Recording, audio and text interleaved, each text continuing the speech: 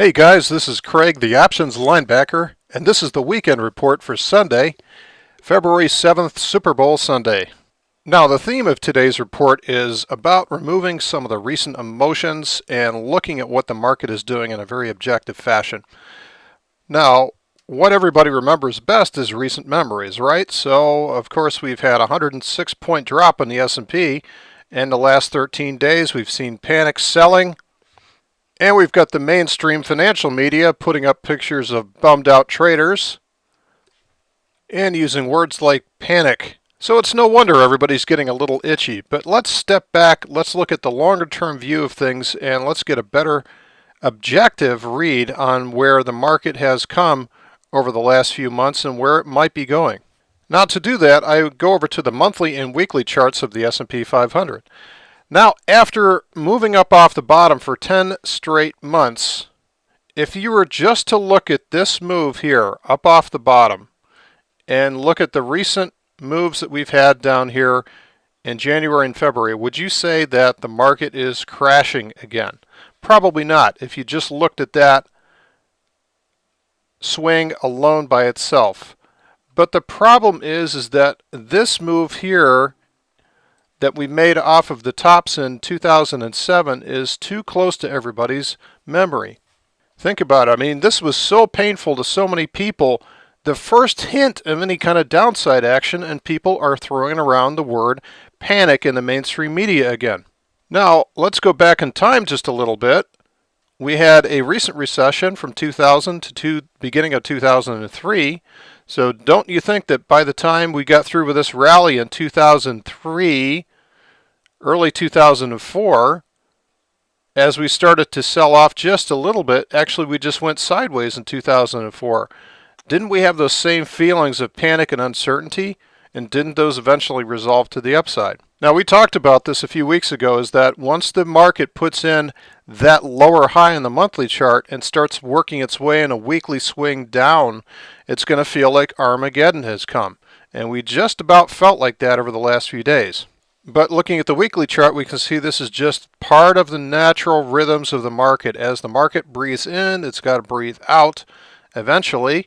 As the market breathes in, it's got to breathe out again. So this is just part of a corrective process that we're going through. Now, don't get me wrong. The market could potentially go back down to retest the lows down here at S&P 667.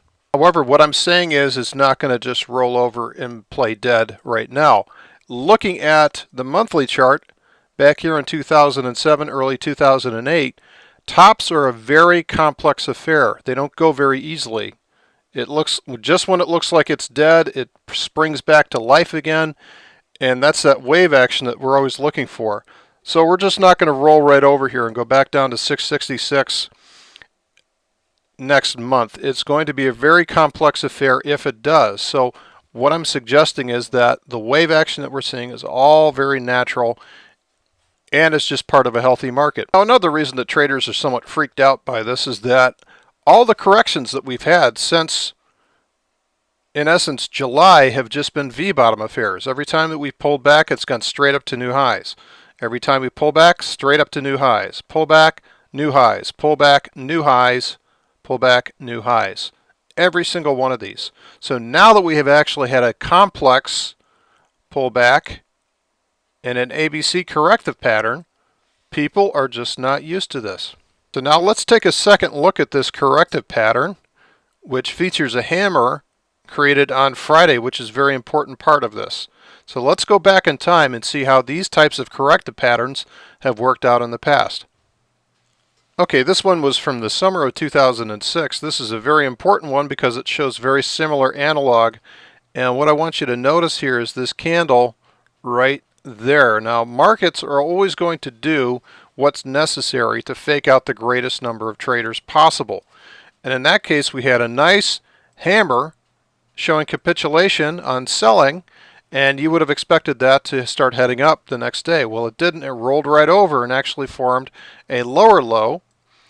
And then as it came off the lower low, you'd expect, again, with the size of this great big bullish engulfing candlestick here, that we'd start heading higher. Well, yet again, that proved to fake out the greatest number of traders as we finally put in a double bottom on a slightly higher low. And then of course the result of that is that we get a moonshot to the north. The reason for that is that this is the point where the greatest number of traders end up going short. They don't feel comfortable with going short here because the market has been heading straight up until that point. They don't feel comfortable going short at this point because this caught them off guard.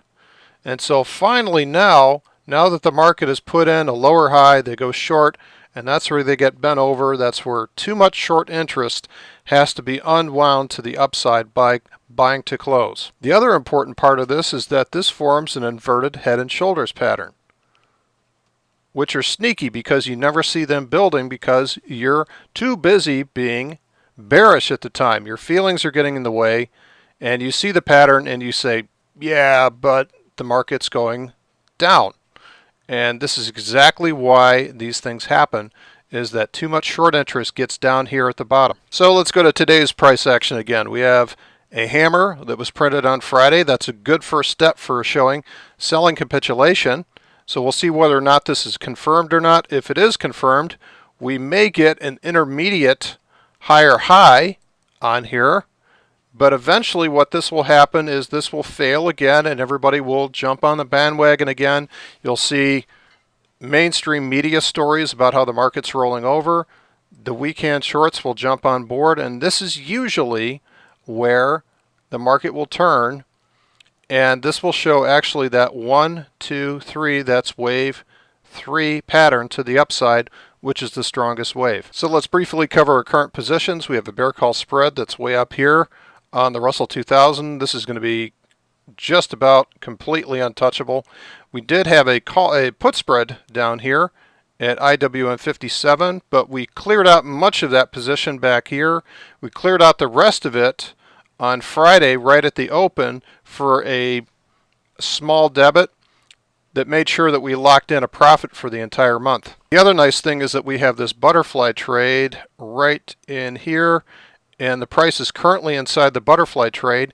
There's a few days left to trade, so we should be able to pull off a modest profit on that butterfly if we close it out now, which helps pay for any trades that I had to close down. So for the month of February, it looks like another profitable month for us. For the month of March, we have a bull put spread down here, which looks really good. That's way distant out of the money. And we're looking for a bounce back up to get into our call spreads. We want to get those at least at 65, but it looks like we might be able to get 66 if there is a good strong bounce in the next couple of days, and that would be above prior resistance as well too. Now if the price decides to roll over again and start heading lower, which it could do, we have a butterfly in front of this bull put spread down here. What we're also going to look to do is beef up our downside position with some bull put spreads on the spiders. We'll set those up on Monday morning. The details are in the newsletter. We play more than one style of Iron Condor. This style is called the Delta Neutral style. It just is based on the Greeks alone. No charts. And right now, this is our March position, 102, 104 on the S&P, and 112, 114. This is the XSP actually is what we're playing. So as long as the price stays within these strikes, we're doing good. We've got after support on Friday, we have a long way to go before the price is going to run up to resistance. So this one is starting off on the right foot. That's it for today, folks. Enjoy the Super Bowl. See you next week.